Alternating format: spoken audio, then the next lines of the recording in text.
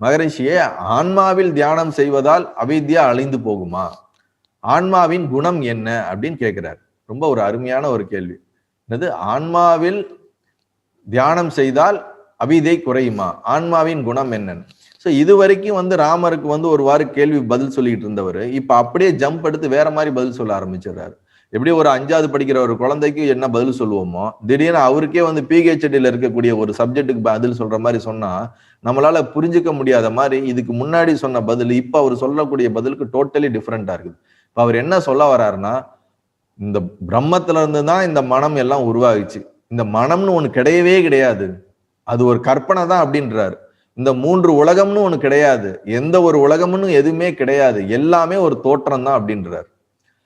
எல்லாமே ஒரு தோற்றம் தான். அந்த தோற்றத்திலிருந்து உருவானதுதான் இந்த பிரபஞ்சம் இருக்குது, மனிதர்கள் இருக்கிறார்கள், நான் இருக்கிறேன், நீ இருக்கிற, இந்த உலகம் எல்லாம் இயங்கி கொண்டிருக்கிறது, இதுக்கெல்லாம் ஒரு வழி இருக்கு, இதெல்லாம் ஒருத்தர் இயக்குகிறார் என்ற கடவுள் என்றும், எல்லாம் நம்மளுடைய எப்படி நீ கனவு காண்ற மாதிரி இது ஒரு தோற்றம் தானே தவிர இதுல எது ஒரு உண்மையும் கிடையாது. உண்மை என்றால் நீ மட்டும்தான் இருக்கிறாய், பிரம்மம் மட்டுமே இருக்கிறது. நான் பிரம்மம் என்ற சத்தியம் மட்டும்தான் உண்மை.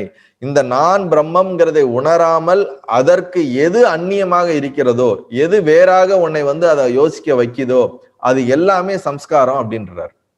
அது எல்லாமே அவித்தை என்றார். நான் இந்த உடம்பு, நான் இந்த பந்தப்பட்டவன், இது என்னோட குடும்பம், என்னோட வாழ்க்கை, நான் இந்த சமுதாயம், இந்த மாதிரி எதெல்லாம் உன்னை பிரம்மம் இல்லாமல் வேற எதெல்லாம் உன்னை தோண வைக்குதோ அது எல்லாமே சம்ஸ்காரம்ன்றார். 2வது என்ன சொல்றாருன்னா, நீ எதுக்கு நீ ஆன்மால தியானம் பண்ணணும்னு நீ நினைக்கிற? அப்படிலாம் ஒன்றும் தியானமே பண்ண முடியாது. நீயே ஆன்மாவா இருக்கும்போது அதுல எதுக்கு நீ ஒரு தியானம் பண்ற? எது நீ இல்லைன்றதை மட்டும் நீ தெரிஞ்சுக்கோ, வேற ஒண்ணுமே கிடையாது. இதெல்லாம் நான் இல்லைன்னு தெரிஞ்சிட்டாலே நீ அதுவாகவே இருப்ப. நீ அதுவாகவே இருப்பது எதுவோ அதுதான் தத்துவமசின்னு நம்மளுடைய மகா வாக்கியத்துல சொல்றோம். அகம் பிரம்மாஸ்மி என்று சொல்வதும் அதுதான். அதனால ஆன்மாவிற்கு குணம்னு ஒண்ணு கிடையாது, ஆன்மாவை அடையவும் முடியாது. ஆன்மாவாத்தான் இருக்குது, பறந்து விரிஞ்சிருக்கு. இந்த பிரம்மமே தான் உனக்குள்ள ஆன்மாவாக ஒரு ஆன்ம தத்துவமாகவும் சொல்லப்படுது. நீ அதை ஒண்ணு அடைய தேவையில்லை, அந்த குணத்தை நீ தெரிஞ்சுக்க தேவையில்லை, அதுல தியானம் பண்ணவே தேவையில்லை. எது நீ இல்லாததை நீ நினைச்சுக்கிட்டு இருக்கியோ அதை மட்டும் நீ விட்டா போதும். இந்த இல்லாத ஒன்றை, கற்பனையான ஒன்றை, இந்த மனமான ஒன்று தோன்றியது போல அதனால் உருவாகக்கூடிய எல்லாத்தையும் நிஜமென்று நினைத்து கொண்டு சுகதுக்கங்கள்ல வாழ்ந்துட்டு இருக்கிறத மட்டும் நீ இந்த சாஸ்திர அறிவு, குரு மூலியமாக இந்த ஞானங்களை கேட்பது, இல்ல பல தவங்கள் செய்வது, இங்க ரொம்ப ஒரு இது தெளிவா சொல்றாரு அவரு. தவம் செய்வது, தீர்த்த யாத்திரை போவது, ஸ்தல யாத்திரை போவது, இந்த மாதிரி எல்லா ஸ்பிரிச்சுவல் பிராக்டிஸுமே உனக்கு முத்தியை நோக்கி போவதற்கு, சத்தியத்தை நோக்கி போவதற்கு வழிகாட்டுகிறது என்று சொல்கிறார்.